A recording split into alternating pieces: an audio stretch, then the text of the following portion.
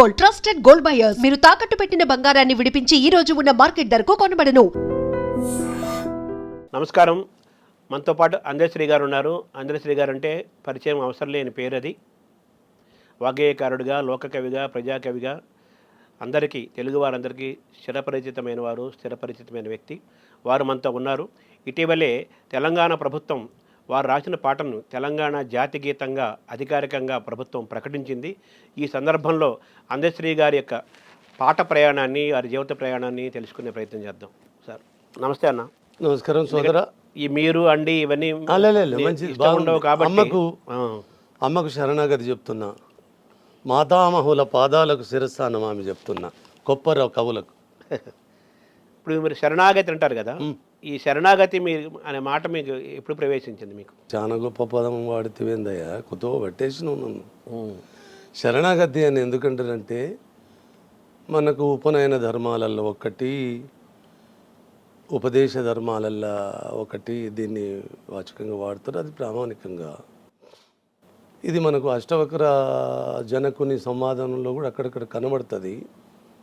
గొప్ప పదం వాడినరు. తెలుగు భాష ఇప్పటి వరకు దీని నిర్వచనం చెప్పకుండా నాకు వచ్చింది ఏంటి అంటే, నాకు ఉపదేశం చేసినప్పుడు గురువులకు ఒక ప్రామాణికత ఉంటుంది. తను, ధను, మను ఈ మూడు త్రికరణాలను గురువు పాదాల సమర్పించుకున్నప్పుడు, ఈ మూడుని త్రికరణ శుద్ధిగా ఎవరైతే సమర్పించుకోవడం జరుగుతుందో, ఇక వాడేముంటాడు, జీర్ణమై ఉంటాడు కదా, శూన్యమై ఉంటాడు కదా. వాళ్ళ ఆశీస్సుల పూర్ణత్వములో జీర్ణావస్థలో వాడికంటూ వానిదంటే ఏమి ఉండదు కదా. అందుకు ఆ పదవాచకమే అమ్మకు శరణాగతి, శరణాగతి, శరణాగతి. అందశ్రీకి ఏది అందినా అది అమ్మకే అందినట్టు, ఏదొచ్చినా అది అమ్మే అందించినట్టుగా మీరు ఎప్పుడు భావిస్తూ ఉంటారు. అంటే నాకు ఉపదేశం చేసిందేమో నా 15 ఏటనో 14 ఏటనో అనుకుంటాను. నా బాపు మల్లారెడ్డి, జక్కిరెడ్డి మల్లారెడ్డి గారు అని, నేను ఆయనకు జీతగాన్ని, పశువుల కాపరి జీతగాన్ని. తదనంతరం వ్యవసాయం నేర్చుకున్నాను. మా బాపు కంటే నా పశువేగుల ఆకలి తీర్చిన మా బాపమ్మ జక్కిరెడ్డి రాధమ్మకు కూడా నేను శరణాగతి చెప్పాలి. ఈరోజు 2 ప్రాథమికమైన పాఠశాలకు ఉమ్మడి ఓరుగల్లు జిల్లా జనగామ నియోజకవర్గము రేబర్తి అనే మరి గ్రామం, అంటే వరంగల్ జిల్లాలో ఉన్న ఎన్ని గ్రామాలు ఉన్నాయో ఒక 10 పేరు గన్న ఊళ్ళల్లో మాది కూడా ఒక ఊరు, పెద్ద ఊరు. అక్కడ ఆ ప్రాథమిక పాఠశాలకు కూడా పాఠశాల కూడా అది పాఠశాలనే, ఇంకొక పాఠశాల లేదు. నువ్వు అటుపోయావు. ఎందుకంటే పాఠశాల కాదు, పాఠశాల ఉంటుంది, పాఠశాల. అట్లా ఆ ఊరికి కూడా దండం పెడతాను. వీళ్ళందరికీ పేరు పేరున మీకు కూడా, మా శర్మకు కూడా దండం పెట్టాలి. ఎందుకంటే తాత వాళ్ళను విన్నప్పుడు నా ఆత్మకథ రాసుకోవాలనుకుని ఎవరో పెద్దవాళ్ళు చెప్పినప్పుడు వాళ్ళనే ఫస్ట్ ఉచ్చరిస్తాను. ఇప్పుడు వీళ్ళందరికీ దండం పెట్టిన కాబట్టి ఒక్క పదంతో మొదలు పెడదాము. జిల్లవోరు గల్లు జిజ్ఞాస నా ఇల్లు మా ఊరు రేబర్తి మంచి స్ఫూర్తి అందెనందెశ్రీగా అలరించు రాగాల ఆత్మమేలు కలుపు అవనిలోన నిష్ట కలిగి ఉన్న కష్టాల నెదురీదు మనిషి కందని విద్య మహిని గలదే పల్కపల్పం బట్టి పాఠశాలకు బోలే అచ్చు అల్లులు కాస్త అభ్యసించి కలము బట్టాను కరమున కళ్ళు తెరచి పారజూశాను లోకాన్ని పట్టుబట్టి ప్రజల భావాల కవితలుగా పల్లవించు వసుధ వినిపించు నా మాట వాక్కులమ్మ, వసుధ వినిపించు నా మాట వాక్కులమ్మ. వాక్కులమ్మకి సరస్వతీదేవికి మీ ప్రణతులు అర్పించారు. అంటే ఇక్కడ కూడా ఒక్క చిన్న నువ్వు, ఎందుకంటే మహాపండితుల వంశాంకురాలివి, నేను నీకు భాషకు చెప్పగానే నా అర్థంలో వాక్కులమ్మ అంటే శారద కాదు. నారాయణ రెడ్డి సార్ కూడా వాక్కుల ఏం పేరు నీ బిడ్డల పేర్లు అంటే, పెద్దది వెన్నెల, చిన్నది వేకువ, మధ్యన తల్లి మా అమ్మ, వాక్కులమ్మ అంటే సరస్వతి అంటే కాదు అంటాడు. కాదు అంటే పరాచకమా అంటాడు. పరాచకం కాదు, ఇంకొక జన్మ నువ్వు మళ్ళెత్తిన దాని అర్థం తెలియదు. వాక్కు అనగా వేదం, వాక్కు అనగా జ్ఞానం. వాక్కు బైబుల్లో కూడా ఆది అందు వాక్యం ఉండెను, ఆ వాక్యము దేవుని వద్ద ఉండెను, ఆ వాక్యమే దేవుడై ఉండెను. ఇంత ప్రామాణికత ఉన్నది వాక్యం అంటారు కదా. కాబట్టి ఒక పద్యం కూడా నాన్నగారు రామరాజు గారు సత్యలో కనబోయిండో కానీ బృదురాజు రామరాజు నాన్నగారు ఒక 21 సంవత్సరం ఆయన నీడల మా అమ్మ సూరమ్మ, వాళ్ళ నీడలో పెరిగే అదృష్టం కలిగింది నాకు. అక్కడ ఒక పద్యం రాశాను.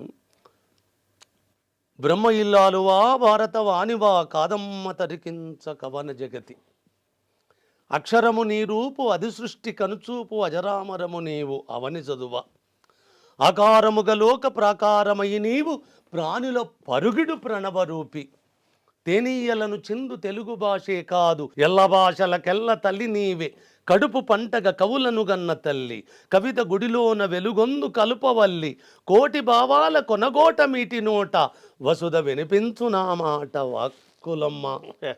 బ్రహ్మ నిన్నగాక మొన్నొచ్చిండు కదమ్మా, వాడికి ఇల్లాలు వేంది నువ్వు మొత్తం ప్రణవం ఓంకారం కదా, అది కదా వాక్కంటే, నాదం అక్కడి నుంచి కదా అన్ని అది కదా వాక్కంటే, సర్వం ప్రణవము ఓంకారము ఇది కదా. అంటే ఈ ఓంకారాన్ని కూడా ఒకసారి నా గురువులను గుర్తు చేసుకోవాలి. అకారము బ్రహ్మ, ఉకారం విష్ణు, మకారం మహేశ్వర అంటారు కదా, అదే అకారం. అయితే వీళ్ళు మనం అనుకున్న రూపాలు కాదు, నా దేహంలో ఉన్నారు కదా మరి వాళ్ళు, దేశమే దేవాలయం అన్నారు కదా. కదా. అట్లా ఆ ప్రణవమే నా అమ్మ, ఆ ప్రణవమే నా ప్రాణమే ప్రణవము, ప్రణవమే నా ప్రాణం. అదే ఈ రెండు సంగమములో అమ్మ వాక్కులమ్మ. అట్లా ఏదైనా శరణ అదే ఓంకార స్వరూపం అనమాట. అంటే ఆ నాదము మొత్తం ఈ జీవము విశ్వం మొత్తం కూడా నాసా వాళ్ళు కూడా అన్నారు కదా, మొత్తం ఆ ఓం అనే శబ్దం వినిపిస్తుంటుందని కనిపెట్టారు. తర్వాత ఎప్పుడో కొన్ని లక్షల సంవత్సరాల క్రితం మనం కనిపెట్టాము. అది ప్రణవనాదం కదా. ఆ ఓంకారమే దానికి మూలమైన అమ్మే మీ అమ్మ, ఆమె ఆ వాక్కులమ్మ. అంతే కదా. తెలంగాణ ప్రభుత్వం 2014లో ఏర్పడింది. దాదాపు 10 ఏళ్ల తర్వాత 2024 కరెక్ట్గా 10 ఏళ్ల తర్వాత తెలంగాణలో కొత్త ప్రభుత్వం, కాంగ్రెస్ ప్రభుత్వం వచ్చింది. మనకి రేవంత్ రెడ్డి ప్రభుత్వం రాగానే వచ్చిన తొలి రోజుల్లోనే మీరు రాసిన తెలంగాణ జాతి గీతాన్ని, జై జై హే తెలంగాణ జయకేతనం గీతాన్ని అధికారికంగా ప్రభుత్వం ప్రకటించింది కదా. మీకు ఏమనిపిస్తుంది ఇది విన్న తర్వాత? సోదర, ఇక్కడ ఏమనిపిస్తుంది అనేది సంతోషం ఉంటుంది, ఆనందము, సంతోషము, దుఃఖం 3 త్రివేణి సంఘంగా జడేసుకుంటే ఒక అమ్మ జడలో 3 పాయలు ఉంటాయి, మనకు 2 కనబడుతుంటాయి, ఒక పాయ కనబడదు. అలాగనే ప్రకటించినందుకు సంతోషపడాలి, 10 ఏళ్ళు అణచినందుకు దుఃఖపడాలి. లేదు సకలము తెలుసు నాకు అన్నవాడే తెలంగాణను సర్వనాశనము చేశాడు. మరి ఏం తెలియనోళ్ళు తెలంగాణ అంటే ఏమి తెలిసిందా తెలియలేదా అని నాకు ప్రశ్నార్థకంగా ఉన్నది. అయినా వాళ్ళకు కూడా ఒక విన్నపం చేస్తా. నేను దీనికోసము కృతజ్ఞతాపూర్వకమైన 6 నమస్కారాలు చేయాలి. నా భాషలో 6 దండాలు. ఫస్ట్ దండం నా తెలంగాణ మట్టికి, నా తెలంగాణ జాతికి కృతజ్ఞతాపూర్వకమైన దండం పెడుతున్నాను. రెండో దండం నా తెలంగాణ ఉద్యమ కాలానికి దండం పెడుతున్నాను. మూడో దండం ముమ్మూర్తుల శ్రీ కలువకుంట్ల చంద్రశేఖరరావుకు పెడుతున్నాను. 4వ దండం నా ఊరు తెలంగాణ, నా పేరు తెలంగాణ, నా తల్లి తెలంగాణ, తను వెళ్ళ తెలంగాణ, నా మాట తెలంగాణ, నా పాట తెలంగాణ, సయ్యాట తెలంగాణ, సాధించు తెలంగాణని ఫస్ట్ ఇక్కడ ఒక్కొక్కడు ఒక్కొక్క రీతిగా తర్జనలు భర్జనలు పడుతున్న కాలముల్నే తెలంగాణ సరిహద్దులకు కారిడర్ గీసిన వాడిని. ఈ పాట నాదని కూడా చాలామందికి తెలియదు. అలా నా ఊరు తెలంగాణ అన్న కదా. ఈ 4వ దండము నా ఊరు అంటే తెలంగాణ, అంటే నా ఊరు బడి బతకాలి. తెలంగాణ అంతా మీ ఊరే, అంతే కదా. నా ఊరు బడి, నా ఊరు బడికి, బడి పిల్లలకు, పంతులమ్మలకు, పంతులకు 4వ దండం. 5వ దండం నా అమ్మ విముక్తి కోసం, నా రాష్ట్ర సిద్ధి కోసం అశూలు వాసిన అమరత్వానికి, దిగంతాలు తలదిప్పి తెలంగాణ ఉద్యమాన్ని తిలకించేలా చేసిన కంఠాలకు, రాసిన కవిత్వపు గంటాలకు 5వ దండం. 6వ దండము శ్రీ ఏనుముల రేవంత్ రెడ్డి అని మా తెలంగాణ రాష్ట్ర ముఖ్యమంత్రికి, కాంగ్రెస్ పార్టీ క్యాబినెట్ మినిస్టర్లకు నన్ను గదిపిన ప్రతి చెయ్యికి చెయ్యెత్తు దండం, నన్ను గదిపిన ప్రతి చెయ్యికి కూడా దండం. ఈ పాట ఎప్పుడో పుట్టింది కదా. ఆంధ్రప్రదేశ్లో ఎలాగైతే మన శంకరంపాడి సుందరాచార్య మా తెలుగు తల్లికి మల్లెపూతండ ఎలాగో తెలంగాణ ప్రాంతానికి ఒక జాతి గీతంగా, తెలంగాణ జాతి గీతంగా ఎప్పుడో అవతరించింది గీతం. ఇప్పుడు దీన్ని అధికారికంగా ప్రకటించారు. ఇప్పటికే కొన్ని వేల మంది విద్యార్థులు, యువకులు, ఉద్యమకారులు చాలామందికి ఆ పాట వచ్చు. ఇప్పటి నుంచో మారుమవుతున్న పాట అది. ఆ పాట ఎలా పుట్టింది సార్? ఈ పాట పుట్టడానికి బలమైన కారణం ఏంటి అంటే 2002 సెప్టెంబర్ 30 నాడు మా ఇందూరు జిల్లాలో కామారెడ్డి అనే ఒక నగరం ఉంది కదా, కామారెడ్డి అని ఇప్పుడు అది కూడా జిల్లా అయింది అనుకుంటా. ఆ జిల్లాలో కామారెడ్డి గంజిలో దుమ్దాం పురుడు పోసుకున్న నాడు ఏ పాట ముందు పాడాలి అన్నప్పుడు దీని బీజం పడ్డది. అప్పుడు మా అందరికంటే పెద్దవాడు గూడంజన్నతోటి పాడిపిద్దాం. వాడు రసమై బాలకృష్ణ కూడా ఉన్నాడు. ఒక్కరం కాదు, తెలంగాణ అంతా. ఇవాళ తెలంగాణ దుమ్దాము నాది నాది అన్న నకరాలు చేస్తున్న వాళ్ళకు దాని భిక్ష తన ఆ పాదు పందిరి అంత అందశ్రీయే. అయినా అది కూడా తప్పే అంటాను. ఉద్యమము లేకపోతే, ఉద్యమ శక్తులు లేకపోతే, ఉద్యమం అనే ఒక ఉవ్వెత్తున లేచిన ఊపిరికి ఉద్దీపన జరగకపోతే ఈ పాట పురుడు పోసుకునేది కాదు, దుమ్దిం అంకురించేది కాదు కదా. అందుకోసం ఏ కీర్తి అయినా తెలంగాణ ఉద్యమానికే దక్కాలి, తెలంగాణ కవులకు దక్కాలి, తెలంగాణ కళాకారులకు దక్కాలి. దాన్ని పాదులై పందిలరై మోసిన ప్రజలకు దక్కాలి. ఆ పాట పుట్టుకకు అక్కడ బీజం పడ్డది 2002 సెప్టెంబర్ 30 నాడు. ఆ తదనంతరము ఒక 2 నెలలకు లోపు ఒక పల్లవిని జయ జయ తెలంగాణ జననీ జయకేతనం ముక్కోటి. ఇక్కడ నేను కొద్దిగా అదుపు తప్పుతున్నాను, మళ్ళీ ఒకసారి గుర్తు చేస్తాను. అంజన్న నువ్వు తోచిన పాట పాడే. లేదురా నువ్వే పాడరా, ఆయన సత్యలో కనబడు, నువ్వే పాడు, నువ్వు పాడితేనే ఇది బాగుంటుంది, అన్నీ చేస్తున్న వాడివి కదా, అది కూడా నువ్వే చేయరాదంటాడు. లేదే పెద్దోని ఉండగా అట్లా చేస్తారా. ఎంకన్నను కూడా పిలిచినాం, గోరటి ఎంకన్న. ఎందుకంటే వాడికి అలుగులు ములుగులు ఎక్కువ, పాపం మంచోడు, అలుగులు ములుగులు ఎక్కువ కదా. ఏమనుకుంటాడు, అరే బాలకృష్ణ ఎంకన్నను విలువ అంటే అన్న నేను వాడరా, నేను వాడా అని ఎవడికి ఏమరా అనుకునేటోళ్ళమే కదా. అంత సమాంతరమైన ఒక్క లెక్కలో ఉన్నమే కదా. అక్కడ తెలంగాణ ప్రస్థానమే మాకు ప్రాణప్రతిష్ఠ తప్ప మా వ్యక్తిగత ఆరాధనలు లేవు. అట్లా అన్నప్పుడు నిజంగానే మంచికో చెడుకో సత్యాన్నే చెప్పాలి. వాడు బాలకృష్ణ ఒక మాట అంటాడు, ఇవి పాదు నువ్వే పందిరు నువ్వే కదా, ఇక పాడడం కూడా ఏదో నువ్వు వాడు.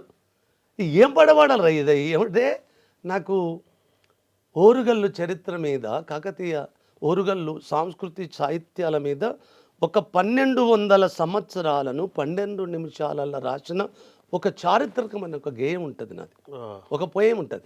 అదే ఆ గీతమే ఈ గీతాన్ని రాయించింది అనిపిస్తుంది నాకు. ఆ గీతం ఏంటి సార్? ఏంటంటే, గలగల గలగల గజ్జల బండి గల్లు చూడు ఓరు గల్లు చూడు, నాటి కాకతీయులేలినట్టి కిల్ల చూడు నా జిల్ల చూడు అని, పాలకుర్తి సోమన్నను చూడు బమ్మేరా పోతన్నను చూడు, సర్వాయి పాపన్న ఏలిన కిలాషాపురము కీర్తిని చూడు, నరిమెటాబచ్చన్నపేట చెరియాల మద్దూరు బాట రజాకారులను తరిమి కొట్టిన వీరాబైరన్ పల్లెను చూడు, పెంబర్తి ఒక చిన్నూరంట కలామ తల్లికి కన్నుల పంట, జాతికి విప్లవ వీరుల గన్న జాగోరే జనగామను చూడు, గలగల గలగల గజ్జల బండి. ఇట్లా 1200 సంవత్సరాల చరిత్రను ఇది కూడా ఒక 10 ఏళ్ళు రాసిన. దాన్ని 10 ఏళ్ళల్లా నాకు సత్యలో కనబడిండో మా శేఖర్ అన్న, యలమంచి శేఖర్ అన్నని, ఈ నగరంలో ఇంత రొమ్మిరిచి నిలబడ్డందుకు ఆయన కారకుడు. ఈ మన ఐ డ్రీము ఈ నేపథ్యంగా ఆయనకు కూడా నేను కృతజ్ఞత చెప్పుకోవాలి. అరే ఇంత గొప్ప గీతానికి శిరస్సు లేదు కదరా అంటాడు. నాకు 2 గీతాలకు శిరస్సు లేదన్న వార్త వచ్చింది. ఇది శిరస్సు ఎందుకు లేదు, ఇంత పరుగెత్తుతుందన్న అంటే, గడిద ప్రపంచ రాజకీయాలలో 63 ఏళ్ళు చక్రవర్తిగా ఏలిన ఏకైక వ్యక్తి గణపతి దేవుడు. వాడిని చూపెట్టకపోతే ఈ పాటకు శిరస్సు ఎట్లున్నట్టురా. గణపతి దేవుడు. అలాగనే రుద్రమాదేవి లేకుండా కాదురా, రుద్రమాదేవికి విద్య నేర్పిన గురువు లేకపోతే ఎట్లయితుందిరా అంటే, నిజంగా ఒళ్ళంతా నిజంగా లేదు శిరస్సు అని అప్పుడు ఒకటి రాశాను. 60 ఏళ్ళు చక్రవర్తిగా అల్లదిగో అజరామర కీర్తి పల్లవించనిట శిల్ప సంపదగా ప్రజల గుండెలో గణపతి దేవుడు గూఢచారులకు అందని గుట్టుగా రుద్రమాంబను రుద్రదేవుడిగా పెంచి విద్యలను నేర్పిన పెద్ద శిరస్మరణీయుడు శివదేవయ్య నృత్యరీతులకు నూతనత్వపు నడకలు నేర్పిన నాట్యాచారుడు పేరుని శివతాండవ సృష్టికర్త పేరు జాయప్ప సేనాని గలగల గలగల గజ్జల బండి గల్లుజూడు. అట్లా ఆ పాటతో మొదలుపెట్టి గజ్జల బండి గట్టి తెలంగాణ ప్రతి పల్లెకు ఆ పాటల బండి పరిగెత్తింది. ఆ ఉద్యమం ఉవ్వెత్తున లేచి ఏ తెలంగాణ ఊపిరి జలపని నేపథ్యం ఉన్నదో ఆ ధూమ్ధాము ఊపిరి జలపడం కాదు, దుందుబులు మోగించింది. ప్రతి గుండెను దుందిబిగా మార్చి మోగించింది. ఆ చరిత్రకు కారణభూతమైన చిన్న కార్యోన్ముఖుని చేసినందుకు ఆ ఉద్యమ కాలానికి అందుకే శరణాగతి చెప్పాను. ఇప్పుడు మీరు 6 నమస్కారాల్లో ఒక నమస్కారం ఒక నమస్కారం ఉద్యమ కాలానికి కాలం గొప్పది కదా. ఇలా మీ దగ్గర ఇట్లా రొమ్మిర్చుకొని నిలబడ్డాను అంటే ఆ ఉద్యమం లేకపోతే నన్ను ఎవ్వడు దేకేవాడు, ఎవ్వడు కానివాడు. అందుకోసం మొన్న ఒక పదమన్నాను, ఆ తర్వాత వస్తాను నేను దానికి. ఇప్పుడు అంటే ఈ పాట పుట్టుక నేపథ్యం మాట్లాడు. ఈ పుట్టుక నేపథ్యం నుంచి అక్కడ వచ్చిన నేపథ్యం నుంచి ఒక 2 నెలల తర్వాత ఈ పాట బీజం మాత్రం ధూమ్ధాం కోసమే పడ్డది. కానీ దాని పుట్టుక తెలంగాణ రచయితల వేదిక మీద పురుడు పోసుకున్నది. ఇది 2 నెల కదా, ఇది మార్చి 2 తారీఖు. ఇదే నెలలో 2 తారీఖు నాడు 2003లో తెలంగాణ రచయితల సభ జరుగుతుంది సిద్దిపేటలో. ఆ వేదిక మీద ఒక పల్లవి 2 చరణాలతో తెలంగాణ రచయితల వేదిక మీద జయ జయ తెలంగాణ అనే గీతం పురుడు పోసుకున్నది. అక్కడి నుంచి ఒక 3 నెలల తర్వాత ఆదిలాబాదులో ఒక పెద్ద సభ జరుగుతుంది. ఇక అక్కడి నుంచి ఆ గీతం వెనుదిరగలేదు. అంతకుముందు జెండా గీతంగా సిద్ధారెడ్డి సారు గీతం పాడేవాళ్ళు. నాగేటి సార్లలో నా తెలంగాణ, మన దేశపతి శ్రీను పాడేటోడు. అది జెండా వందనం చేసుకునే వాళ్ళు. అలా ఈ గీతానికి 2 పాయలు, దీనికి 2 వేదికలు ఉన్నాయి. అక్కడ తెలంగాణ రచయితల సభ ఉన్నది, ఇక్కడ ధూమ్ధాముకి ఇది ప్రథమ గీతమైంది. ఇది పాడకుండా ఇది నేపథ్యం లేదు. ఇక ఆ ఆదిలాబాదులో వాడిన తర్వాత మాత్రం ఆ రోజు కూడా ఒక మాట చెప్పాలి, చెప్పకపోతే అబద్ధం అవుతుంది. దేశపతి శ్రీనివాసు ఆల్చంగ్ వచ్చిండు, జెండా వందనానికి టైం అయింది. ఆ జెండా వందన గీతం పాడాలంటే సిద్ధారెడ్డి సారు పాట పాడాలి, మా దేశపతే పాడాలి ఆ గీతాన్ని. అవును ఆలస్యమైందని నేను టిఫిన్ చేసి వస్తా అన్నప్పుడు కూర్చున్నాడు, నిలబడ్డాడు వేణు సంకోజ్ గారు. సిద్దిపేటలో నేను పదమెత్తినాడే ఇది రేపు ఈ జాతి వాడుకునే గీతమైతుందిరా అని ఫస్ట్ దీనికి నామకరణ చేసింది మాత్రం వేణు సంకోజ్. అదే వేణు సంకోజు ఆదిలాబాదు వేదిక కాడ జెండా గీతం అటు మరి గీత పరివ్యాప్తి కోసము దేశపతి టిఫిన్ చేస్తానికి పోయిండా, ఏం జరిగిందో నాకు తెలియదు. కానీ కాలం అట్లా రచన చేసుకున్నది, అట్లా రచన చేసుకున్నది. సిద్ధారెడ్డి మొన్న వాడిన గీతం ఉన్నది కదా, దాంతో ఈ జెండాని ఎగరేద్దామని. అప్పుడు జయ జయ తెలంగాణ జననీ జయ కేతనం, ముక్కోటి గొంతుకలు ఒక్కటైన చేతనం, తరతరాల చరిత గల తల్లీ నీ రాజనం, 10 జిల్లల నీ పిల్లలు ప్రణమిల్లిన శుభతరం. మీలాంటి చదువరులకు ఒక ప్రశ్న ఉంటుంది, ఇలా 10 జిల్లాల నీ పిల్లలు అన్నారు, తాళం విరిగిపోయి తంతది అది. మరి జిల్లాల వాక్యం అది నాకు రాక కాదు. ఆ దీర్ఘం ఎప్పుడైతే పోతుందో మాత్ర పొడుగవడం వల్ల లయకు కూడా లొంగదు, అది తాళం తప్పిస్తుంది. అట్లా ఇప్పుడు 10 కాలాలు అంటే దాని అర్థమేనంటే చాలా కాలం అని అర్థమే కానీ అనంతమనే కానీ అక్కడ ఏమి అలాగే 10 జిల్లాల నీ పిల్లలు ప్రణమిల్లిన శుభతరుణం అట్లా అది. ఇక అవన్నీ నాకు ఏం తెలియదు. అట్లా అది పురుడు పోచుకున్నది. ఈ 2 వేదికలకు అది ప్రార్థన గీతంగా, ప్రథమ గీతంగా, తెలంగాణ జాతికి ప్రభాత గీతంగా పాఠశాలలలో అది ఊరేగిన విధానము. ఆ రోజు శర్మ ఒక మాట చెప్పాలి, ఇదొక్క సమయమే నాకు.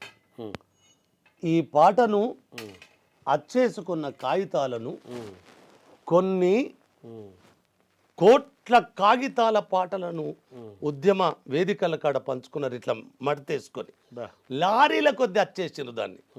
ఆ రోజు ఘనకీర్తిని ఆ పాట పుట్టించిన దుమారము, ఆ పాట మోగించిన దుందుబులు చూస్తే ఇవ్వల్లటి అధికార ప్రకటన నాకేమో పెద్ద సంతోషము కలగలేదనను.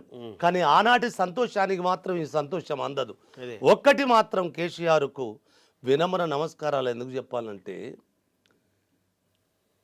ఖచ్చితంగా చెప్పాలి, నా ముందట బలమైన వాడు లేకపోతే, అతను చూస్తే బక్క మనిషే కానీ సంకల్పములో చాలా బలమైన వాడు.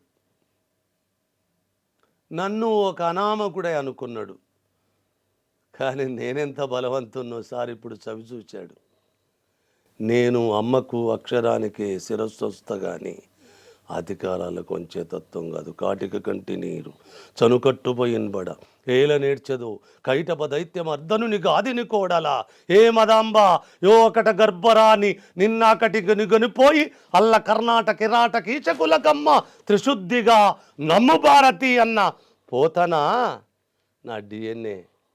మా అయ్యవాడు వాడు పుట్టిన నెల మీద పుట్టిన గావున వాని పద్యాల దుందుబుల దుమ్ము నాకు నా ఒళ్ళంతా పులుముకున్న కాబట్టి 600 సంవత్సరాల తరువాత ఒక దరిద్రం, ఇంకోటి చెప్పాలి, ఇది దరిద్రం అనే అంట, దర్భం కూడా అని అంటాను. రేచల్ర పద్మనాయకుడైన సర్వజ్ఞ సింగభూపాలుని కొలువులో నా కవిత పితామహుడు, నా కవిత మాతృమహుడు పోతనను కోట నుంచి వెళ్ళగొడతారు.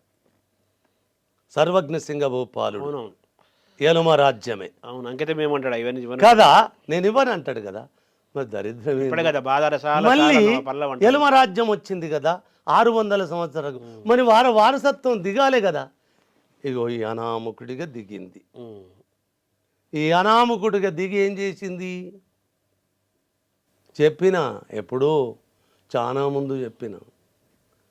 ఒక్కటే ఎందుకు చెప్తానంటే, ఇద్దరికి వినమ్ర నమస్కారాలు ఇవ్వాలి. నన్ను అనుసాలనుకున్న కేసీఆర్కు కూడా దండమే పెడుతున్నాను హృదయపూర్వకంగా. అతను గన అహంకారముతోటి ఆ గీతాన్ని అనచకపోతే, నాకన్నా చిన్నపిల్లగాడు రేవంత్, నన్ను ఆకాశానికి ఎత్తిచ్చే శక్తి కూడా అతనికి వచ్చేది కాదు. ఇలా రేవంత్కు 2 రెక్కలు, లేవడానికి ఏలడానికి, ఒక ధర్మంగా రేపు పేలడానికి కూడా 2 రెక్కలు. ఎవరంటే ఒక రెక్క కేసీఆర్ అయితే ఒక రెక్క అందశ్రీ. ఈ పాట ఇచ్చిన నిజంగా తన కీర్తిని పరిపూర్ణత చేసినందుకు, మొత్తము కీర్తి అల్లా నువ్వు 10 ఏళ్ళు అనిచినందుకు 10 నిమిషాలలో ప్రకటించి ఆకాశం ఎత్తు కీర్తిని మూటగట్టుకున్నాడు. ఇలా యాక్చువల్గా ఈ పాట కేసీఆర్ కూడా చాలా ఇష్టమైన పాట అంటారు. ఖచ్చితంగా అది కూడా ఒకటి చెప్పాలి సోదరా, నిజంగా అది కూడా చెప్పాలి. సత్యలోకాన పోయిండో ఉమాపతి గారని ఇంజనీర్ ఉండే, ఏలే నరేందర్ శిష్యుడైన ఆర్ఎస్ఎస్ నేపథ్యములో ఉన్నవాడు. ఈ మాట చెప్పకపోతే కూడా ఆత్మద్రోహం అవుతుంది. ఈ పాటకు అత్యంత శక్తినిచ్చిన వాడు కేసీఆర్ అనుకుంటాడు. తప్పు కాకపోవచ్చు, కానీ తప్పటడుగు వేయడంలో ఆయన తప్పుగా నేను ఇలా భావన కూడా తలబోయాను. ఈ పాట శక్తి మాత్రం ఉద్యమంది, ఈ పాటకు ఊపిరి మాత్రం ప్రజలది.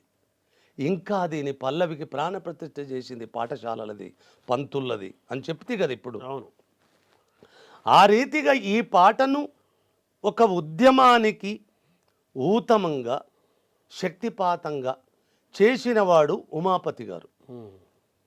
ఎందుకు ఆయన ఆర్ఎస్ఎస్ నుంచి వచ్చిండు కాబట్టి 1,00,000 మంది విద్యార్థులతోటి జాగరణ సేన, ఒక్క తెలంగాణ ఉద్యమానికి ఒక రక్షణ కవచంగా ఉండాలని ఆయన ప్రవేశపెట్టిన జాగరణ సేనకు మొట్టమొదటిసారి ప్రార్థన గీతం అని చెప్పి తన సైతం లేచి నిలబడి సెల్యూడు చేసి తల వంచి ఆ గీతానికి ప్రార్థన పాడించినదల్లా కేసీఆర్ ముందున్నవాడు అని చెప్తాను. లేదు లేదు, అదే చాలది 1,00,000 మందితో ఇది 1,00,00,000 మందిని చేరాలన్న తలపు. నిన్న మా వాళ్ళు చాలా పతివధ మాటలు మాట్లాడారు. ఇక కోపం వస్తుంది. అదే. ఇక్కడ కోపం వద్దనుకుంటున్నా కాబట్టి వాళ్ళు చెప్పినవి అన్ని అబద్ధాలే. ఆత్మవంచన గీతంగా ఆత్మవంచన అహంకారాలతోటి ఈ గీతాన్ని ఎంత పరాభవించాలో అంత పరాభవించారు. మరి అంత చేసిన వాళ్ళు మూర్ఖులారా, ఉద్యమంగా అన్నది దాన్ని. మీరు దానికి పురుడు పోసి పేరు పెట్టిండ్రు ఇది జాతి గీతం అని, ఇది మా రాష్ట్ర గీతం అని, ఇది మా ప్రార్థన గీతం అని. అమర గాయకుడు రామకృష్ణ గారిని కూర్చుండబెట్టి కేసీఆర్ స్టూడియోలో అన్ని చేసినారు, మేమే చేసినామంటారు, మేమే పాడినామంటారు. ఈ పాటకు సంగీతం ఎవడు చేసిండ్రంటే ఒక్కడు చెప్పాడు. ఈ పాటకు సంగీతం చేసిన పిల్లగాని పేరు రామాచారి.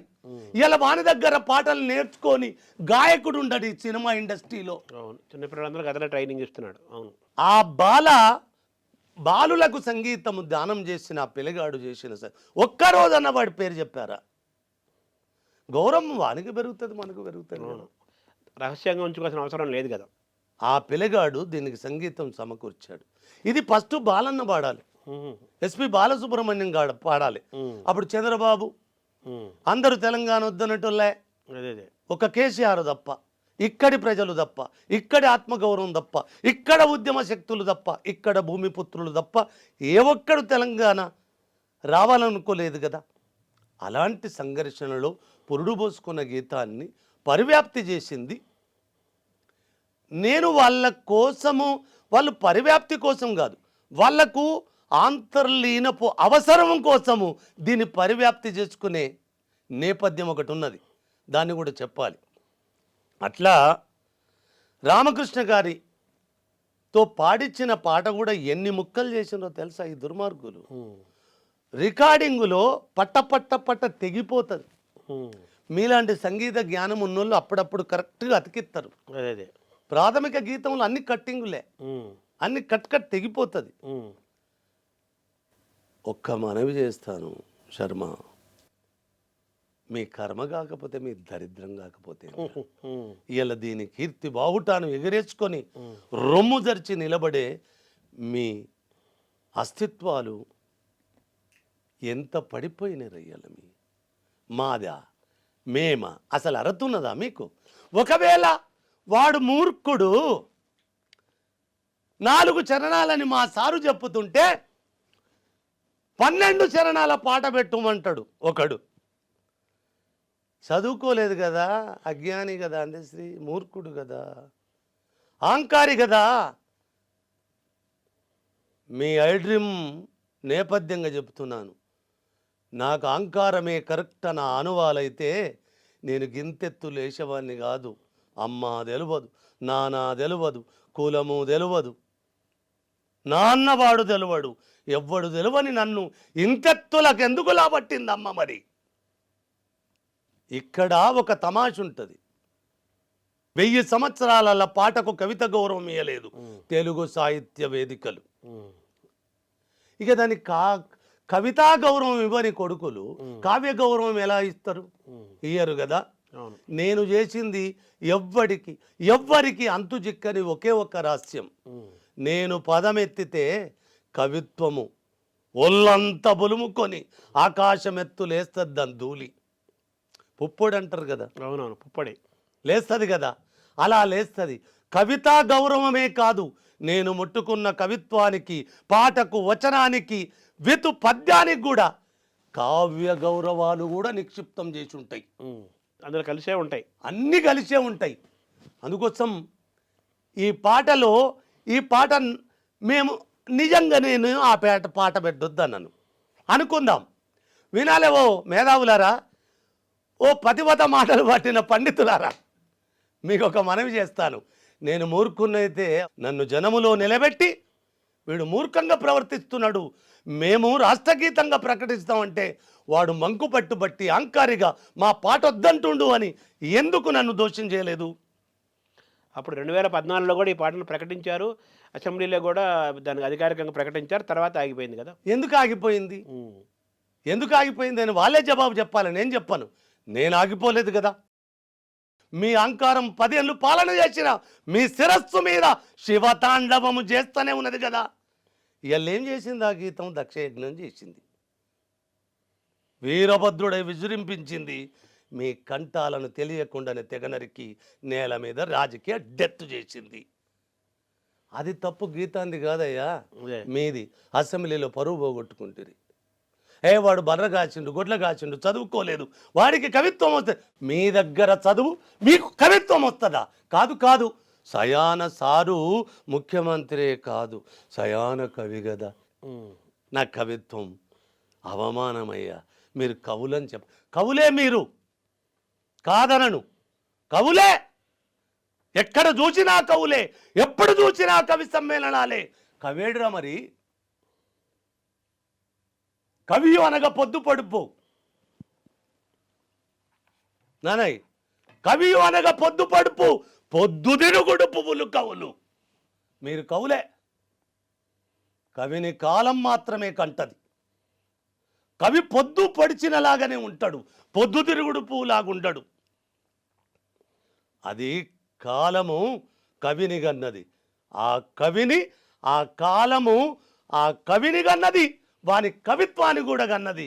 ఇయ్యల్ల మీ పుణ్యమే అది ఆకాశమెత్తు శిరస్సెత్తి రొమ్మిరిసి నిలబడ్డది. దానికి ఆ దమ్ము ఆ దర్భ వచ్చిందంటే ఈ మట్టి భిక్ష తండ్రి. అంటే ఈ పాట చాలా సుదీర్ఘమైంది కదా, అనేక చరణాలు ఉన్నాయి కదా. ఇప్పుడు ఈ అధికారికంగా ప్రకటించిన నేపథ్యంలో కంప్లీట్గా మీరు రాసిన చరణాలన్నీ అన్నీ తీసుకుంటున్నారు. ఉండవు. ఇది ఒక మాట చెప్తాను, అందరికీ తెలిసి ఉండవలసిన విషయం ఏంటి అంటే, ఎవ్వరు ఏలు పెట్టినా ఎవ్వడు కాలు పెట్టినా 4 చరణాలలోనే కనబడతారు వీళ్ళు, అవతల కనబడరు. దీనికి నాన్నగారు చెప్పిండు కదా, దీనికి శిరస్సు లేదురా అంటాడు రామరాజు గారు, గురురాజు రామరాజు గారు. ఆ పాటకేమో శేఖరన్న చెప్పాడు శిరస్సు లేదని. ఈ పాటకి ఇంత గొప్ప గీతానికి శిరస్సు లేదు కదరా గాడిద అంటాడు. అటెట్లా? ఏమో నీకు తలకాయ లేదా నాకు తలకాయ లేదని నేను ఏడ్తా. లేదు బిడ్డ, ఇంతటి గొప్ప కీర్తి ఘటించబోనున్న గీతానికి శిరస్సు లేదురా అంటాడు. ఎందుకు లేదు? అవురా, నన్నయ్యనే మీకు ఆది కవి కదా. ఒకవేళ వానికన్నా 100 సంవత్సరాల కవి మీ తెలంగాణలో పుట్టుంటే వాని పేరు లేకపోతే ఈ గీతానికి శిరస్సెట్లున్నదిరా అంటాడు. 100 సంవత్సరాల ముందా? అవునరా, 100 సంవత్సరాల ముందే. ఎవరతని పేరు? పంపకవి. పంపకవి కన్నడ వాళ్ళకి ఆది కవి అయ్యాడు. నేను పంపకవి. నాన్నగారిని అడిగిన, ఈయన కన్నడీకుడు అంటాడు కదా నాన్నగారు. విక్రమార్క విజయాన్ని, వ్యాసభారతాన్ని కన్నడంలో లిఖించాడు కదా, ఈయన కన్నడీకుడు కదా, తెలుగువాడట గాడిద. తెలుగువాడురా, నీ తెలంగాణ వాడురా. తెలుగు సాహిత్యానికి అధికార భాషా హోదా అంటే తెలుగు సాహిత్యానికి అధికార భాషను రాజభాషగా అధికార గౌరవాన్ని తెచ్చిన జినవల్లభుని పద్యం ఫస్ట్ తెలుగు కందము కదరా. బొమ్మలమ్మ గుట్ట కరీంనగర్ కుర్కిరాల శాసనం. ఈ జగిత్యాలకు పోతుంటే కరీంనగర్ నుంచి ఇక్కడ అన్ని గుట్టలను కొట్టుకొని అమ్ముకుంటున్నారు దొంగలు. రియల్ ఎస్టేట్ అయిపోయింది. ఆ గుట్టను మన వాళ్ళు తెలంగాణ రచయితల వేదిక మీలాంటి సాహితీవేత్తలంతా మన ఆంధ్ర తెలంగాణ కాకుండా మొత్తం కలిసి తెలుగు నేలంతా ఆ గుట్టను ముట్టుకోవద్దని పట్టుబట్టి ఆ గుట్టను ఆ పాలకు అది ఆ జినవల్లభుని పద్యాలున్న గుట్టను రక్షించుకున్నాం ఇలా మనం. ఆ జినవల్లభుని అన్ననే కదా పంపకవి. ఇంకొకటి కూడా మనోళ్ళకు చాలా తెలియదు, ఆ ధర్మపురి క్షేత్రం ఉన్నది కదా పంపకవి. పంపకవికి అగ్రహారం, అది అగ్రహారంగా ఇచ్చారు. అది అందుకోసం అక్కడ మొదలు పెట్టాను. అదే రాత్రి బోధను పోయి బోధన్ను కూడా ఎందుకు మొట్టమొదలు ఎత్తినది కూడా ఒక చెప్పాలి. నన్ను షోడశి జనపదాలల్లా అస్మాకం అనే ఒక జనపదం ఉన్నది, అందకం అనే ఒక జనపదం ఉంటుంది. అందకం ప్రామాణికమో అవునో కాదో నాకు తెలియదు, కానీ మీలాంటి చరిత్రకారులు వింటున్నప్పుడు అస్మాకం బౌధాన్యపురం అని పూర్వాశ్రమం నుంచి పేరు దానికి. ఆ బౌధాన్యపురమే తదానంతరము నా ప్రజల నోట బోధనుగా. బహుధాన్యపురం, అది బౌధాన్యపురం అంటే ధాన్యం అక్కడ బ్రహ్మాండంగా ఉందని అర్థం కాదు. బోధన అనే పదం బౌద్ధానికి క్షేత్రం, అది కూడా ఉంది. బౌద్ధ క్షేత్రం, జీనం, జైనం, ఇయల బియ్యము, నాగలి అన్ని బౌద్ధ పదాలే కదా, పాలి పదాలే కదా. జైనం అంటే జైనం కూడా, బియ్యం కూడా బౌద్ధ క్షేత్ర పదాలే. జనవల్లభుడు అంటే జైనం కదా, జైనం జైన బుద్ధాలు సంగమం అది. అవును. అయితే దక్షిణ భారతదేశానికి పెద్ద దర్వాజా కదా బోధన్. దానికి మొట్టమొదటి దానికి కూడా మొట్టమొదటి ఇవ్వడానికి ఒక కారణం ఉన్నది నాన్న. జీతగానిగా దేహపరంగా పుట్టిన ఓరుగల్లు జిల్లా నాది. జనగామ తాలూకైన వరంగల్లు జిల్లా నాది. మా ఊరు రేబర్తి, మద్దూరు మండలంలో ఉంటుంది. అక్కడ నేను జీతగాడి దేహంగా పుడతాను. నా దేహం ఓరుగల్లుదే. జీతగాడ నుంచి గీతగాడ అయ్యారు మీరు. అది ఏమైందో కానీ అలాగా నేను అందశ్రీగా పురుడు పోసుకున్నది మాత్రం ఇందూరే. ఇందూరులో. అందుకోసం ఆ ఇందూరు మట్టికి దండం పెట్టాలి కదా, ఇందూరుకు కృతజ్ఞత చెప్పాలి. జననీ జన్మభూమించ స్వర్గాదపి గరీయసి అంటాడు కదా వాల్మీకి. అవును. ఆ రీతిగా షోడశ జనపదాలలో ముందు వరుసలో ఉన్న దక్షిణ భారతదేశంలో ఉన్న అస్మాకానికి దండం పెట్టాలనుకున్నాను. ఆ బౌధాన్యపురపు బోధనానికి దండం పెట్టాలనుకున్నాను. నిన్న మన ఎస్ఎస్ రాజమౌళి గారు బాహుబలి అనే పదం కూడా బోధనములోనిదే. పాపం వాళ్ళు చెప్పరు. అక్కడ బాహుబలి విగ్రహం కూడా చూసుకోవచ్చు మీరు. అదే అక్కడ ఉంది తెలిసి ఉంది. ఆ జీనములో ఆ బౌద్ధం జీనముది అనుకుంటా, బాహుబలి జైనముదే. ఆ రీతిగా అన్ని కారణాలు కలిగిన దాన్ని నాన్నగారు చెప్పిన రాత్రి నేను బోధన పోతే అప్పుడే ఒక కట్ట ఉంటుంది, అక్కడ పెద్ద కట్ట దొబ్బితే పంపన సమాధిని చూశాను. సాష్టాంగ భూమి మీద పడి దాన్ని మళ్ళీ తిరిగి ఇక్కడికి వచ్చి ఇక్కడ ఈయన సమాధి అయ్యారా? అలేలే ఉన్నది బోధనలోనే. కర్ణాటక బోలే, ఏ రోజు కర్ణాటక బోలే, ఉన్నది బోధనలోనే. అక్కడే ఉన్నాడు. కన్నడ కవిత్వం రాశాడు కానీ అక్కడ బోధను. ఇదంతా కర్ణాటక ఏలుబడిలో ఉంది కదా అప్పుడు. కళ్యాణ చాణిక్యులు కాకతీయుల కంటే ముందు వాళ్ళ పాలన ఉన్నది కాబట్టి వాళ్ళ భాషలో రాశాడు. ఆ రీతిగా అక్కడ పోతే వీళ్ళు అది పొడిచినాం ఇది పొడిచినాం అని చెప్తారు కదా, ఏది పొడవలే. ఇవాళ వాళ్ళను వాళ్ళే పొడుచుకున్నారు. అది దరిద్రం. ఇప్పుడు ఈ సుదీర్ఘమైన నేను ఆడికే వస్తున్నా. నేను అదే రాత్రి బోధన పోయి తెల్లవాళ్ళు నా మిత్రులతోటి ఆ ఇందూరులో అందశ్రీ పురుడు పోసుకున్న సంబంధాలు ఉన్నాయి నాకు. దోస్తులు ఉంటారు చాలా మంది. ఒకరిని బట్టి నా చేయి పట్టుకొని ఒక ఆకిలి తాడు తీసుకుపోయిన ఇంటి ముందట ఆకిళ్ళలోకి తీసుకుపోతే పెద్ద దరిద్రం ఏందో తెలుసున్నాను నాకు. ఇప్పటి వరకు వాటికి పరిష్కారం చేయని దరిద్రం మనోళ్ళది. తెలంగాణ సాహిత్య అకాడమీ కూడా పెట్టుకున్నారు. తెలంగాణ వారసత్వంగా ఉన్న సంపదని కాపాడుకోవటం ముఖ్యం కదా. తెలియదా? ఇప్పుడు నేను మాట్లాడుతుంటే వింటాడు కదా. అదే తీసుకుపోవాలి. నేను మాట్లాడిన ప్రతి మాట ఎక్కడ చేరాలనో అక్కడ చేరుతుంది తండ్రి. ఆభ్యంతరం ఏం లేదు. ఎక్కడ చేరాలనో అక్కడ ఇంటెలిజెన్స్ ఉంటుంది కదా, చేరుతుంటుంది కదా. అయితే వాళ్ళు వినాలని చెప్తున్నాను కదా. అది మన జాతి పంపన స్థానం ఆయన పుట్టిన ప్లేస్ ఉంది. ఆడికే వస్తున్నాను. ఫస్ట్ స్టాంజా ఈ గీతానికి ఫస్ట్ శిరస్సు అదే. ఇక్కడ మాట్లాడి ఈ గీతం కోసం మాట్లాడడానికి ఒక్కడి తెలియదు. నిజంగా కె. శ్రీనివాస్కు నేను నమస్కారం చేయాలి ఈ మీడియా తరపున. ఇప్పుడు మీ తరపున నా తరపున కూడా నమస్కారం చేయాలి. ఎందుకు అందశ్రీ ఇది ప్రజలది, నాకెందుకులే అని తాటబియ్యకు. ఇది ఒకానొక రోజు చాలా గమ్మత్ చేస్తుంది. ఇది నీ పేరును ఖచ్చితంగా చెప్పు. చెప్పకపోతే నీకు నిన్నే అవులగాని చేసే వదిలే కాలం ఇది. తాలు విత్తనమవుతున్న కాలం వేలానికే నూరేళ్ళ. ఇక్కడ తాలు విత్తనమవుతుంది, విత్తనం విధ్వంసం అవుతుంది. ఈ గీతం కూడా నీది కాకుండా చేస్తారు వీళ్ళు, జాగ్రత్త అని తనే ఎడిటోరియల్ పేజీ రాసి ఈ 12 స్టాంజల గీతాన్ని ప్రకటించిండు ఆంధ్రజ్యోతిలో. అక్కడ తలబట్టుకున్నారు అందరూ. ఇది ఎక్కడిదిరా ఇదంతా? దీన్ని కూడా అనేక అంతకానే ఉన్నారు వీళ్ళు. 12 సంవత్సరాలు దీన్ని రాయడం జరిగింది. 12 చరణాలు 12 సంవత్సరాలు 12 సంవత్సరాలు రాశారు. ఫస్ట్ స్టాంజ దీని చరణం ఏంది అంటే నాన్నగారు చెప్పిన శిరస్సు. పంపనకు జన్మనిచ్చి బద్యనకు పద్యమిచ్చి భీమకవికి చనుబాల బీజాక్షరమైన తల్లి హాలుని గాథా సప్తశతికి ఆయువులూదిన నేల బృహత్కథల తెలంగాణ కోటిలింగాల కోన జై తెలంగాణ.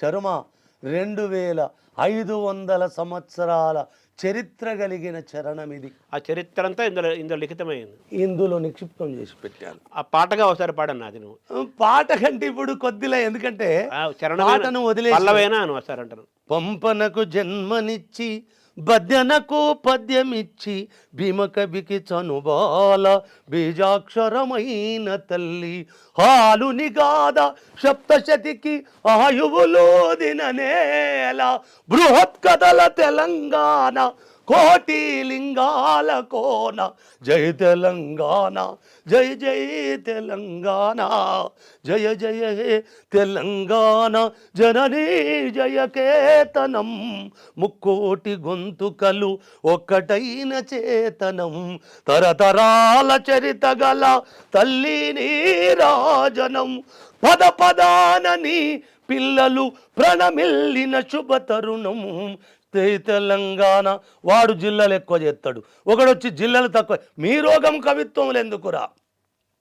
వాడి జిల్లా పెట్ట, వీడు జిల్లా పెట్టవలసింది మా అమ్మకు పద పదాన నీ పిల్లలు ప్రణమిల్లిన శుభత. ఇక మార్చుకోపోరా, మీ సావు మీరు జావరి నాకే. అదే పద పదాన నీ పిల్లలు ప్రణమిల్లిన శుభ తరుణం జై తెలంగాణ జై జై తెలంగాణ. ఒకటి కూడా ఈ ముఖంగా ఈ గీతము రేపు వీళ్ళు ప్రకటించే గీతానికి మొట్టమొదటి చరణంగా ఉండాలని వాళ్ళను కోరుకుంటున్నాను నేను.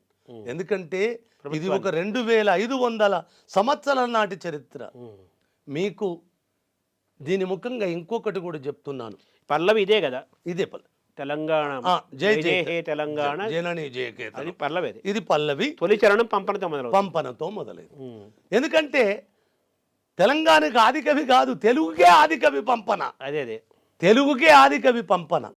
అందుకోసం పంపనతో మొదలుపెట్టాను, అస్మాకంతో మొదలుపెట్టాను, అందశ్రీకి పురుడు పోసిన ఇందూరు మట్టితో మొదలు చేశాను.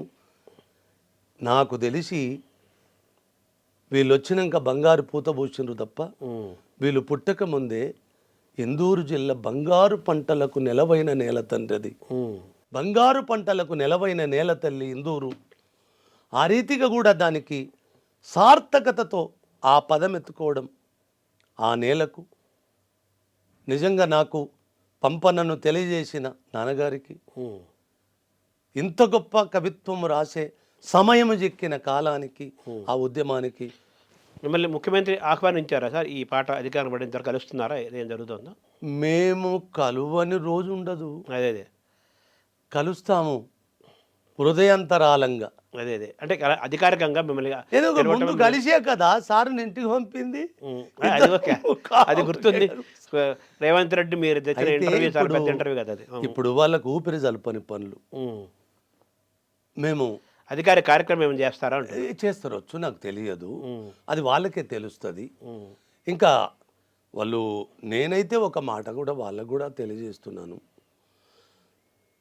వాళ్ళ సాహసం అంటమా, ఆ పాట పట్ల ప్రజల సాహిత్యం పట్ల ఉన్న గౌరవం అంటమా, లేకపోతే తెలంగాణ ప్రజల ఆకాంక్షకు నిజంగా నిర్వచనాన్ని తెలియజేసినందుకు నేను కూడా ఆ ప్రభుత్వానికి, ముఖ్యమంత్రికి వినమ్రంగా కృతజ్ఞతలు చెప్తున్నాను. తర్వాత మీరు ఏమంటారంటే నేనేం చదువుకోలేదు, గొల్ల కాపిరిగా ఉన్నాను, తాపి మేస్త్రిగా ఉన్నాను అన్నారు. కానీ మీరేం మీ పదబంధాలు వచ్చే కవిత్వం ఏమో అది ఒక బాగా ఛందస్సు వ్యాకరణం బాగా చదువుకున్న వాళ్ళు వచ్చిన ఎలా రాస్తే ఎలా ఉంటుందో అలా పదాలు అన్నీ వస్తున్నాయి కదా, పదబంధాలు వస్తున్నాయి కదా.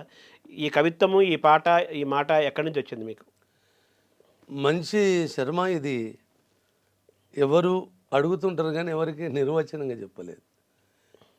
మా ముత్తాతల నుంచి మీ ముత్తాతల వరకు జ్ఞానము ఎవరి వల్ల ప్రచురణ జరుగుతుంది? ఎవరి దయ వల్ల. అంటే దైవము, కాలము, లోకము కదా. ఈ మూడుటికి నిలబడింది అమ్మ కదా. ఆ అమ్మ అందరు అడుక్కున్నారు, వాళ్ళు పాండిత్యాన్ని సంపాదించుకున్నారు, పెంపొందింప చేసుకున్నారు. కొంతమంది చంపుకున్నారు కూడా కొంతమంది. ఆ బ్యాచ్ కూడా ఉంటుంది. కాబట్టి నేను చదువుకోలేదు కదా, బడిలో అడుగు పెట్టని దరిద్రము నాది. శర్మ, జాతకాల పరంగా అష్టమ దరిద్రమే ఉంటుంది కదా, అష్టదరిద్రం లాస్ట్ కదా. ఈ బతుకుకు 16 అనాల దరిద్రుని నేను. ఎందుకంటే నా బాల్యం చాలా కష్టతరంగా ఉంటుంది. కుక్కలు ధరుముతున్న కుందేలు పిల్ల నా జీవితం. తల్లి చచ్చిన కుక్క పిల్ల కూడల మధ్య పదాల సబడికి పాదాల సబడిని కుయ్యి అనుకుంటా ముద్దాడేందుకు పరిగెత్తుతుంటది. తల్లి చచ్చిన కుక్క పిల్ల నా జీవితం. మృగాలు ధరుముతున్న జింక పిల్ల నా జీవితం.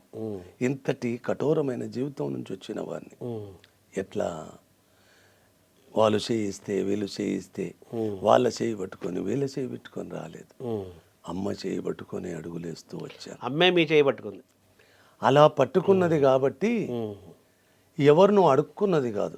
పుటం పెట్టినట్టుగా, పురుడు పోసినట్టుగా, పునీతము చేసినట్టుగా, పుంకాను పుంకాలుగా అదే కవిత్వం. నేను పోతన మాత్యుడు చెప్పినప్పుడు ఏందో వీళ్ళు కథలు అన్నారు కదా, డేన్ని అన్నాను కదా, ఆ రీతిగా వాడు మా అయ్య అన్నాను కదా, ఆ రీతిగానే పలికించేటి వాడు రామభద్రుడట పలికితేనే బౌహరమౌనం. నేను చెప్పలేదు రామభద్రుడు అంటే, నేను కూడా ఇది అబద్ధమేమో అనుకునేటోని. కానీ నా దగ్గరికి వచ్చినప్పుడు అది ఒక్కంతకు నిజం కాదు, కోటంతలకు నిజం. అవును. ఎందుకంటే వాడి ప్రమేయం లేకుండా ఒక ఉదాహరణ చెప్పాలి. ఒక గంటకు 60 నిమిషాలు అంతే. ఒక నిమిషానికి 60 సెకండ్లు. ఇలా సెకండుకో పద్యం చదివినా వాళ్ళెవరే ఎట్లా పుట్టిందే భూమి మీద. ఒక్క గంటకు 700 కవిత్వాన్ని కట్టి ఛందస్సు చెక్కు చెదరకుండా ఒక్కు సంకల్పాలు కాకపోతే దిక్కులన్నీ మొక్కేంత స్థాయికి కొప్పరపు కవులు ఒక్క గంటకు 700 పద్యాలు ఎట్లా చెప్పారు. అంతే వస్తూ ఉంటుంది, అంతే ప్రవాహం లాగా. మిచిని కన్ను కొడితే కూడా అంత రావు. అవును. అంటే వాళ్ళు కారణ జన్ములు. అందుకోసం అటు బోను కానీ అదే ఏదో కారణం ఉన్నది అమ్మకు నాకు. అందుకోసము నేను అనుకోను. అనుకుంటే మాత్రం అమ్మ ధారాళంగా ఇచ్చిపోతుంది. అయితే వాళ్ళంతా వేగవంతం కాదు. అదే ఒక పద్యము రాయడానికి నాకు ఒక వచనపోయాన్ని పూర్తి చేయడానికి 40 ఏళ్ళు పట్టింది. అబ్బా. కవిత్వం కడలి కెరటం, కవిరాజుల కదీ కిరీటం, ఆలపిస్తే మధురగానం, సంధిస్తే రామబాణం. ఈ రామబాణం వాడడానికి నాకు ఇష్టం లేదు. ఎందుకంటే అప్పుడు నన్ను అవిడితనం ఆవహిస్తుంది. రాముని కోదండాన్ని పట్టుకొని నేను కోలాటం వేయాలన్నా అంటే నాకు అవిడితనం ఆవహించినట్టే కదా. ఈ కోదండాన్ని వదిలిపెట్టాలంటే ఈ కోదండాన్ని దాటిన శరమేదన్నా సంధించగలనా అని 40 ఏళ్ళు ఆలోచిస్తే వచ్చిన పదం. ఆ వచ్చిన పదమే నిన్న సారుకు వచ్చిన పదం కూడా. ఎందుకంటున్నానంటే ఆ అమ్మ అట్లా మెత్తగున్నది. ఏంటిది అది? 40 ఏళ్ళకు వచ్చిన శబ్దం. కవిత్వం కడలి కెరటం, కవిరాజులకు అదీ కిరీటం, ఆలపిస్తే మధురగానం, సంధిస్తే వాగ్బాణం. వాగ్బాణం ఇంకా శక్తివంతమైంది కదా. 40 ఏళ్ళు పట్టింది పదం తీసుకొచ్చుకోవడానికి. ఆ వాగ్బాణం నిన్న మొన్న ఏం చేసిందో లోకమంతా. అంటే కవివాక్ వశవాక్ అంటారు కదా, చెప్పిన కదా సారుకు చెప్పిన కాలజ్ఞానం చాలా ఏళ్ళ ముందు చెప్పిన. ఎప్పుడు సారెక్కిన 15 రోజులకు 2015లో రష్యాకు పోయేటప్పుడు గాలి మోటారు టిక్కెట్ మీద రాసిన. ఇప్పుడు రేవంత్ రెడ్డి తప్పు చేసినా, నువ్వు ముఖ్యమంత్రి నువ్వు తప్పు చేసినా అలాగే నిలదీస్తాను ఆ రోజు ఇంటర్వ్యూలో మీరు అన్నారు కదా, ఆ మాటకు మీరు నిలబడి ఉంటారు కదా ఎప్పుడు. ఇక అట్లా చెప్పితే నిలబడకపోతే అందశ్రీ బతుకున్నట్టు కాదు కదా. అలా నిలబడకపోతే అందశ్రీ అమ్మకానికి పోయినట్టు కదా. అలా నిలబడకపోతే నా అమ్మను అవమానించడంలో అందరికంటే ముందు వరుసలో నేనే ఉన్నవాడిని అయితే కదా. రేవంత్ రెడ్డి ఎదురుగానే అన్నారు ఆ మాట మీరు చెప్పింది కదా. నాన్న ఒక్కటి గుర్తుపెట్టుకో, సారు ఇదే కదా ఇప్పుడు నేను చెప్పేది. సకలము తెలిసిన అది అన్నవాడే సర్వనాశనము చేసిండు నా తెలంగాణను. ఏమి తెలువనోళ్ళు ఏమి చేస్తారన్న భయం నన్ను ఎంబడిస్తూనే ఉన్నది. సారులాగా మీరు దారి తప్పిన నాడు మీ జుట్టుకు గజ్జగట్టి ఊరేగిస్తానని మళ్ళీ పునరావృతం చేస్తున్నా. ఒకవేళ మిమ్ముల గెలువని రోజే నాకొస్తే నా అమ్మ లేనట్టే, నేను హిమ్మైన నేను పుట్టున్నా బతికున్నట్టే కాదు.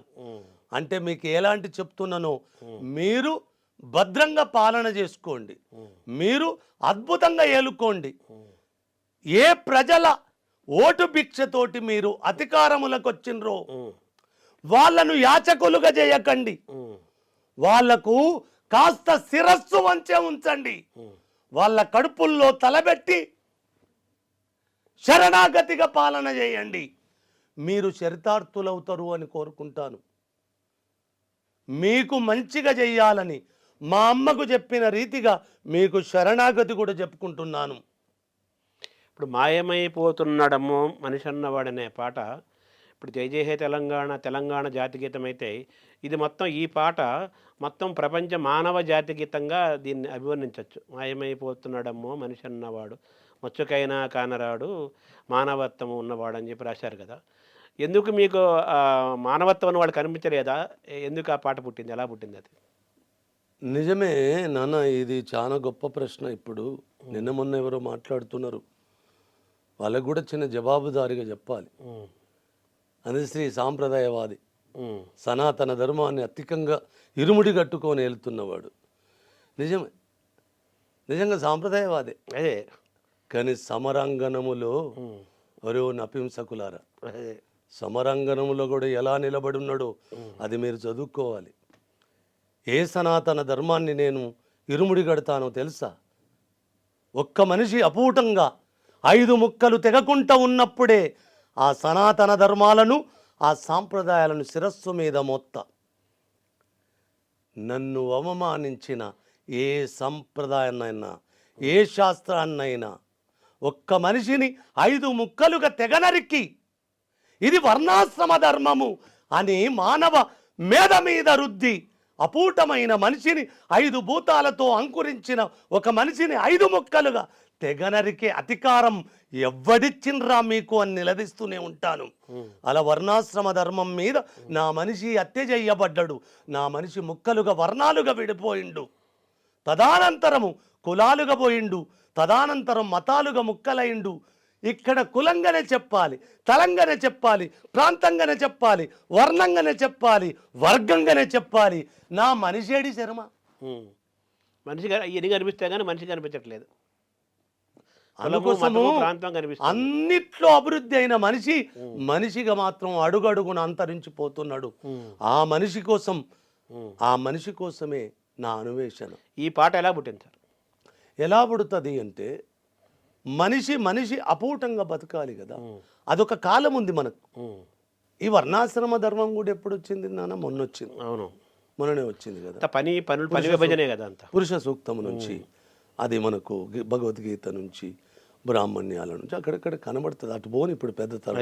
నేను ఒక్కటే కోరుకుంటా శర్మ, మనిషిని మనిషిగా చూడని ఏ సనాతనమైన ఏ శాస్త్రమైన ఏ సాంప్రదాయమైనా నేను అంతగా ప్రేమించను దాన్ని.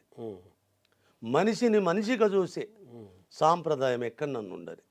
ఒక్క చిన్న ఉదాహరణ చెప్పాలి. ఇప్పుడు ఒకసారి నిన్ను గుంటూరు తీసుకొని పోతా. నేను తెలంగాణ పశువుల కాపరి జీతగాన్ని. ఏ వర్గాల నుంచి వచ్చిందో ఏ కులాల నుంచి వచ్చిందో నేను ఎవరికి పుట్టినో ఎవరికి తెలియదు, కానీ ఏ వాడ నుంచి వచ్చినో అందరికీ తెలుసు కదా.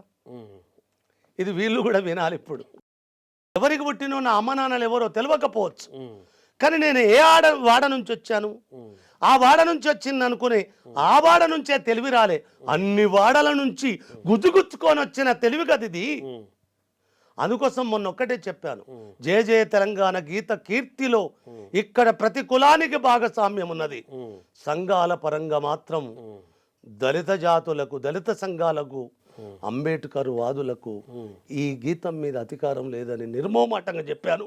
ఇప్పుడు కూడా చెప్తున్నాను. నా గీతాన్ని అవమానించిన కేసీఆర్ కూడా తన అర్హతను కోల్పోయిండు. మాది మేము చేసినామని అర్హత వాళ్ళకు కూడా లేదు. బీఆర్ఎస్ కూడా లేకుండా చేసుకున్నారు.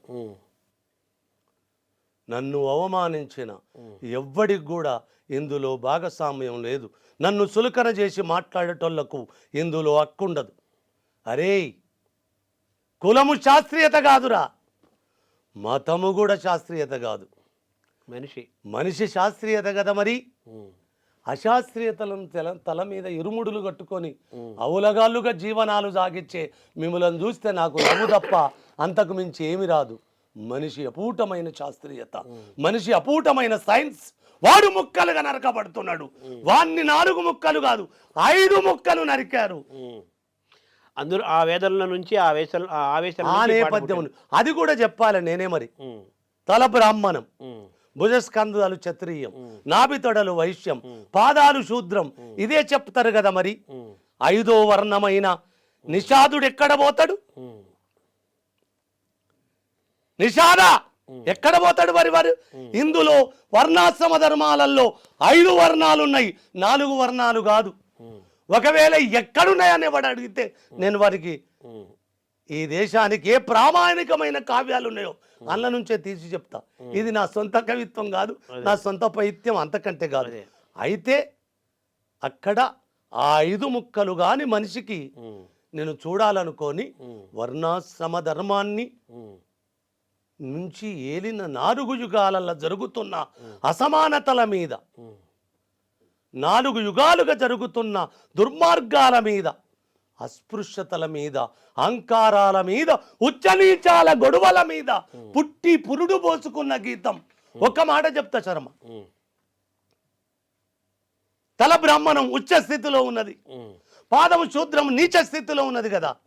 ఈ 4 యుగాలలో వీళ్ళందరికీ తెలవాలి, మీకు కూడా తెలవాలి. ఇప్పుడు నా గురువులు ఏం నేర్పినరో నాకు. అవును నానా, ఈ 4 యుగాలల్లా శ్రేష్టమైన శిరస్సు, ఉచ్చ స్థితిలో ఉన్న శిరస్సును నా జాతి మొక్కిందా ఎప్పుడు?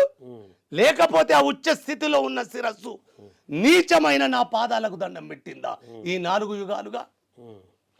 శిరస్సు పాదం దగ్గరే పెడతారు కదా, పాదం శిరస్సు దగ్గర ఉండదు కాదా? మరి ఇప్పుడు ఏది శ్రేష్టం ఇక్కడ? 5 భూతాలలో భూమే శ్రేష్టం. ఎవడైనా ఆ ధరాతలానికి తల వంచాలి కదా. నా పాదం భూమి అయినప్పుడు నిజంగా నేను పాదానిగానే వర్ధిల్లుతాను. మీరు లెక్కగట్టని నిషాదుడు ఆదిమ జాతులు మానవ తొలి మానవుడు కదా వాడు. అది తల్లి వేరు కదా, నా డిఎన్ఏ కదా, దాన్ని కూడా ప్రేమిస్తాను. సమస్త సంపదలను సృష్టించిన శూద్రుడు నాకు తలమానికం. బలంగా ఈ దేశ రక్షణ కోసం బతుకును బలిదానము చేసిన క్షత్రియుడు కూడా నాకు ఆదర్శమే.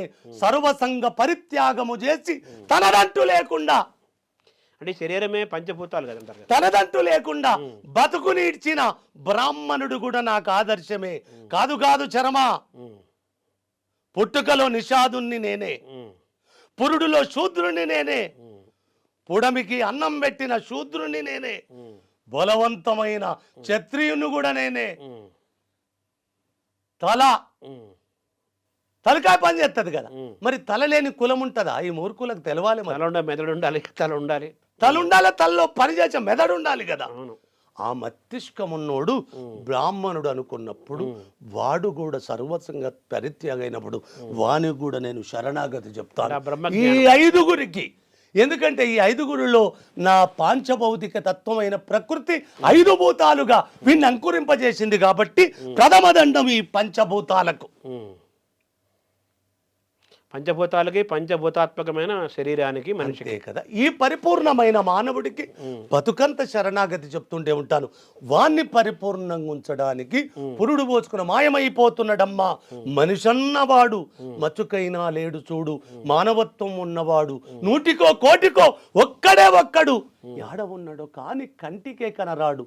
ఉన్నడాడు లేకుండా పోలే ఉన్నాడు. వాడు లేకపోతే నాకు విద్య ఎందుకు వస్తుంది? వాడు లేకపోతే నాకు ఇంత ఎలమంచి శేఖర్ గురించి, మల్లారెడ్డి గురించి, శంకర్ మహారాజు, వీళ్ళందరూ ఎందుకు లేరు? అరే మా రాదమ్మ, అరే మా ఊరు, నేను అన్నాను ఎవడు, ఏ మావాడే, ఏ పిచ్చి మీవాడు ఎట్లయితారా? 5 ఏళ్ళు తెచ్చుకున్న వాళ్ళు మీవాడంటే 15 ఏళ్ళు ఇచ్చిన రెడ్డి వాడు ఎటు పోవాలి? సరే మీరే అనుకున్నాడు, నాకు ఉపనయన ధర్మాలు చేసిన శృంగేరి సాధు పెట్టుకోవాలి, నాకు గటక పెట్టిన మా సాకలి బాలమ్మోదిని ఆమెటు పోవాలి, నన్ను బట్టలు కుట్టించిన మొట్టమొదటి మునీర్ సేటట్టు పోవాలి. నాకు ఆకలి అయినప్పుడు ప్రతి తల్లి నాకు అన్నం పెట్టిండ్రు, వాళ్ళ ఆ కులాలన్నట్టు పోవాలి. అంటే విశ్వమానవుడు కదా మనిషి అనేవాడు కదా. అసలు మనిషి అంటేనే విశ్వం నాన్న, ఆ కొత్త విశ్వం వద్దు. విశ్వనాథుడు తప్పు, మనిషే విశ్వం, విశ్వమే మనిషి కదా, పూర్ణత్వం. అందుకోసం ఈ 5 వర్ణాలు నేనే, ఈ 5 భూతాలు నేనే. నా కవిత్వంలో గవ్వే ఉంటాయి. ఎవ్వరు ఏదనుకుంటే వాళ్ళు ఇష్టం. అందులో నుంచి మాయమైపోతున్నాడని గీతం పురుడు పోచుకుంది. దీనికి ఒక శరణం చెప్ప, దీనికి కూడా శిరస్సు లేదు. మీ పాటల ముందు శిరస్సు లేకుండా మొదలైతాయి. దీనికి కూడా ఈ మధ్యన ఒక అక్క అడవిలో 30 ఏళ్ల జీవితానికి వనవాసానికి అడవిలో వారేసుకున్న అక్క గిట్టనే ఉంటది. ఏదో పాట పాడితే విన్నాను. అన్న నేను ఈ పాట పాడుకుంటాను, నేను తీసుకోవచ్చా అంటే అక్క నీకు ఇంతమంది తీసుకో అని చెప్పాను. కానీ అక్క ఈ పాటకు శిరస్సు లేదు, మీరు ఎక్కడన్నా పసి కడతారా అని.